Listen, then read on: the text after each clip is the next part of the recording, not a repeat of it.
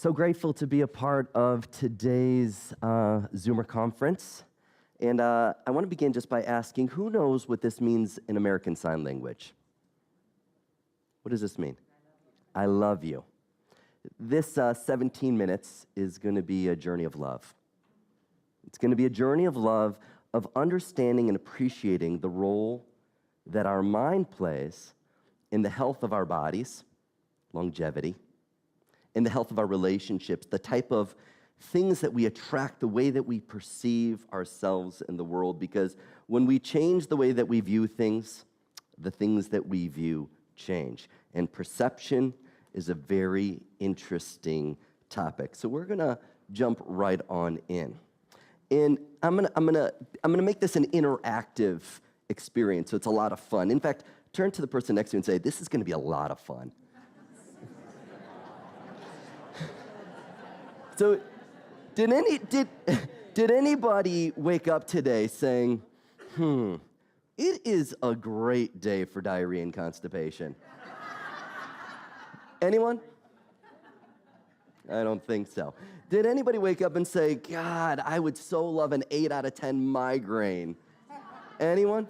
No. Anybody wake up today and say, oh, I'd love to have an itchy nose and scratchy eyes and be allergic to gluten, not be able to eat things? Anybody choose that? Anybody choose to be anxious about, what they're doing or who they're sitting next to or whatever it is? Would anybody ever choose to get stuck in traffic on King Street? Does anybody ever choose depression? Do people choose bipolar disorder? Do people choose to have struggling businesses, to be afraid that their nest egg won't be there? Do people choose inflammation on any level? Do people choose addiction on any level? Anybody choose addiction? Anybody choose cancer? What's the answer? The answer is hell no. Let's say that. Hell no. But wait a second. It's going on. And these experiences are happening with each and every one of us. We all are experiencing something in some way, this type of thing. So we want to now take a look at what is the conductor, like Howard Cable, what an amazing conductor. What is broadcasting this experience into our lives? So our intention today is we're going to transform the perceived crap of our bodies and our relationships into the fertilizer that helps us to sustainably grow, because that crap is what helps us to grow. It is fertilizer. There's nothing, rather than judging the allergy, the depression, the cancer, no. We're going to look at it as a conversation so that we can begin to appreciate and, learn how to quickly bridge the gap to where we are, meet ourselves, where are we right now, and where do we want to be? Where do we want to be? So a brief history. I'm the developer of something that's called the Lifeline Technique. And the Lifeline Technique is an integration of my life's work as a doctor of chiropractic and acupuncture, studying Chinese medicine, the 5-element theory, chakras and Ayurvedic medicine, homeopathy, neurolinguistic programming, EMDR, color therapy, sound therapy. I am so passionate about empowering people to be their best on every level. And on June 17, 2002, I had a moment where I woke up. And I woke up to this flowchart. I saw it, and in about 30 minutes, I wrote it out. And it is everything that I'd ever studied, and it's an integration of all these different systems all into one. This is a blueprint of the mind. This is a blueprint of the mind. And the mind's relationship to our body, our mind's relationship to our relationships, and using this hand mudra, which means I love you, the words infinite love and gratitude. Go ahead and say that. Infinite love and gratitude, high vibration. And muscle reflex testing, we are able to have a dialogue with the mind and begin to understand the programs that are buried in our mind that when triggered cause us to react in a conditioned way. And then, rather than react, we react in a maladaptive way. We're not able to adapt fully to the present moment. I want to give us a fresh perspective of life. I'm so happy that I followed Alex. What an incredible, incredible man, and what an incredible vision of appreciating longevity, because I know it to be true that our body has the ability to heal, completely regenerate, and be whole. We're designed that way. But here's this journey. We all want to be optimally healthy. This is like, let's be optimally healthy. Let's do these things to help ourselves be the healthiest person that we can be. And then there's this other side where at some point we all successfully achieve death. At some point, we end up at this place that's called death. And in between, there's this experience called life. When we get close to death, there's this line, and it says pathology. You see where it says pathology? Pathology literally means diagnosable disease. So I'll take a blood test, I'll take a urinalysis, and if it shows outside the normal reference range, you can be given a name. You've got ulcerative colitis, you've got cancer, you've got diabetes, you've got osteoporosis. But what happens is people go to their doctors, and they've got diarrhea, they've got anxiety, they got headaches, they're not sleeping well, and I can't find anything wrong with you. If the body isn't broken down 40+%, a diagnosable disease does not show up. If the body is not broken down 40+%, a diagnosis doesn't show up. So if you're 39, 38, 37%, whatever, you've got these symptoms, you go to your doctor, well, take this pill for that, take this pill for this, take this pill for that pill, and you're on this cycle. And the key is, there is another way, there is another fresh perspective of understanding how do we tap into the mind's role as far as influencing our body's fullest potential for healing. Because we know that every drug that is out there is compared in the studies to a placebo, and we know that the placebo is the mind. And in a Harvard study, the placebo is 95% successful, so we put billions and trillions of dollars into medication and taking a pill. But what if we actually put billions and trillions of dollars into the mind and its influence on our body? Because medication has its purpose, but the mind has a real purpose. And let's take a look at it. Because we have this thing that's called muscle reflex testing. Anybody familiar with muscle reflex testing? Anybody here not familiar with muscle reflex testing? Are you familiar with it? You mind coming up here real quick? Yeah. Cool. So go ahead and stand right here. And I'm going to have you bend your left arm. And there's no injury to your left arm? No. Okay, keep it elbow in. And I'm going to have you imagine you got a bucket of gold. And you hold strong. Don't let me push down. Right. Okay, hold strong. All we're looking for is that it locks out really strong. It just locks out, that when I let go, it bounces. Elbow in, grab a bucket of gold. Don't let me push. Hold strong. Lift it up. Don't let you push? Don't let me push. You hold strong. Okay. Say the word love. Love, love, love. Love, love, love. Elbow in, hold strong. Say fear. Fear, fear, fear. Elbow in, hold strong. Hold strong. Are you ready? Yeah. Hold strong. Yeah. Hold strong. Whoa. Hold strong. You're hypnotizing me. No hypnotizing. Hold strong. I love it. Love, love, love. Love, love, love. Let's finish on love. Always finish on love. Love, love, love. Love, love, love. Hold strong. Thank you. So there's reflexes, thank you so much. There's reflexes that exist in our body. The blinking reflex, the salivating reflex. There's all kinds of reflexes because at the core of every disease, when you go to your doctor or whoever you go to, they say, well, you're stressed out. And you got to change your diet. You got to do more exercise. You got to meditate. You got to go through hypnosis. You got to do something. And so we got to understand, what the heck is stress? Because when stress occurs, the energy of our body, and we do have energy in our body, the energy in our body is affected. It doesn't flow as effectively. And on a physical level, once that subtle energy is impacted, our pH goes out of balance, our acid-alkaline balance. We become more acidic. And in that acidic experience, we become inflammatory. That four-letter word is itis. You were thinking about another word, weren't you? No, it's the itis word. Arthritis, gastritis, tendinitis, any itis that's going on. Inflammation. Stress, then from inflammation, the system forms adhesions and scar tissue. And what's so wild about scar tissue is it does not conduct electricity. It does not conduct energy, life force. And as a result, the body begins to degenerate.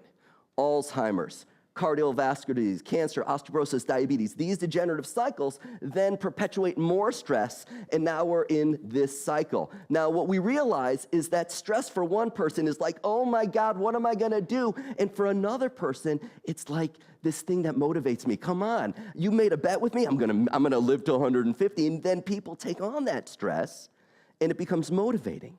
So stress is perception. Stress is perception. And perception is fascinating because what you perceive is not always the truth. What you perceive is what you believe. And beliefs, if they're limiting, then create limiting perception. And that limiting perception creates the stress that affects the energy all the way into degeneration. The key is, how do I connect to the mind?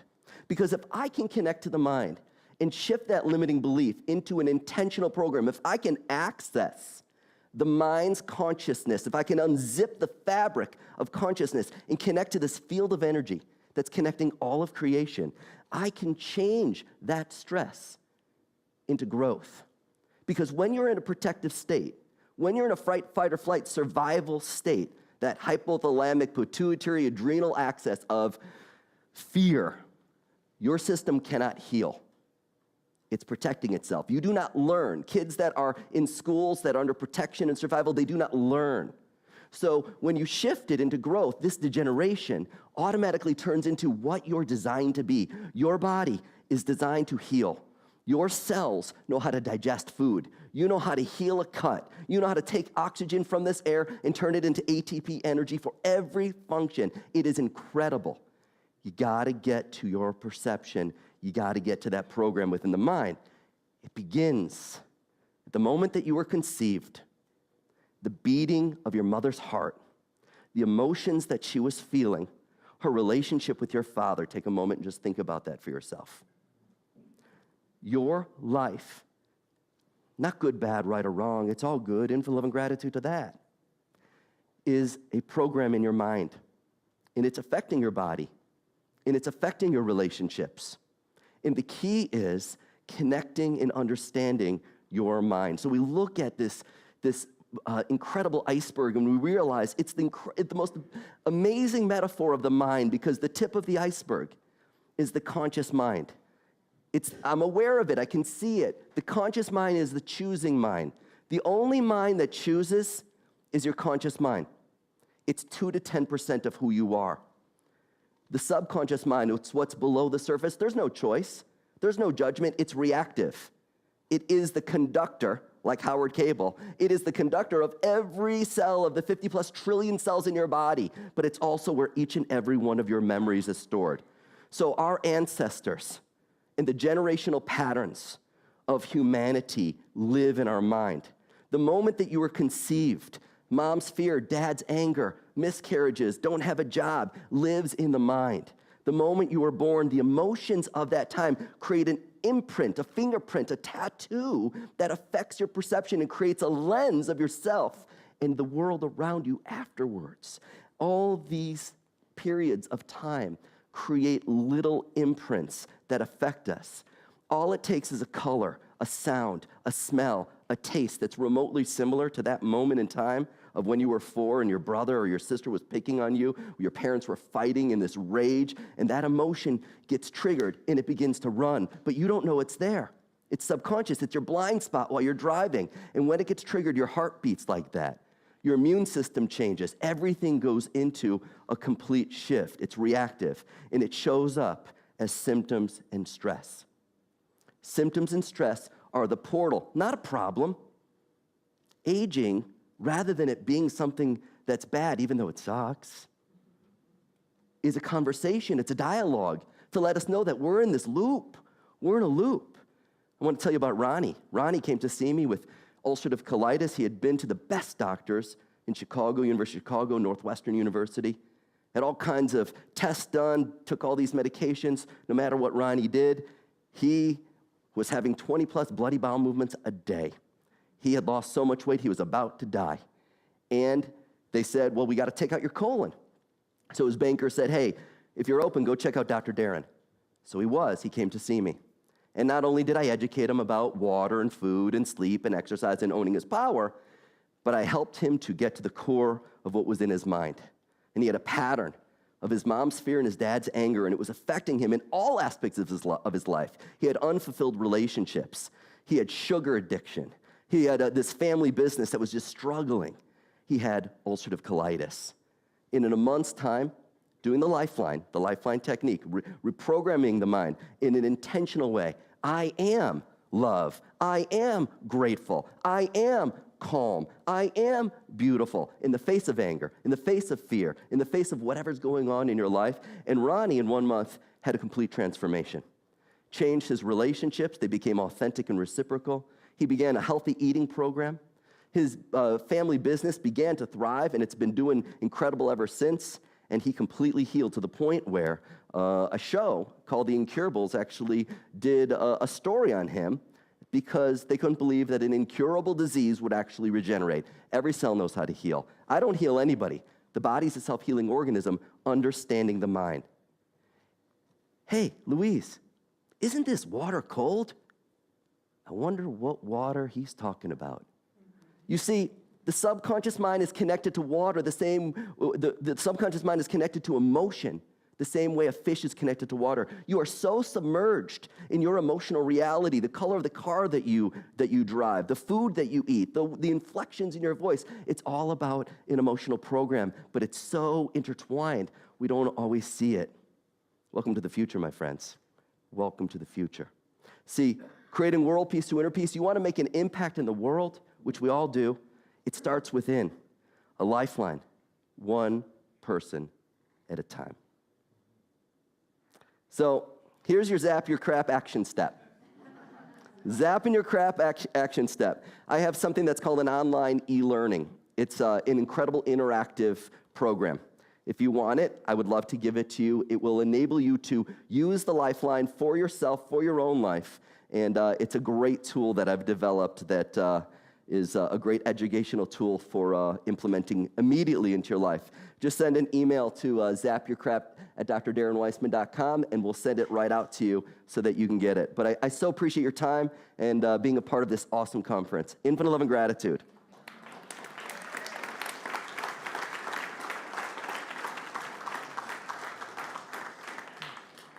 That was outstanding, Darren. Thank you so much. Thank you. I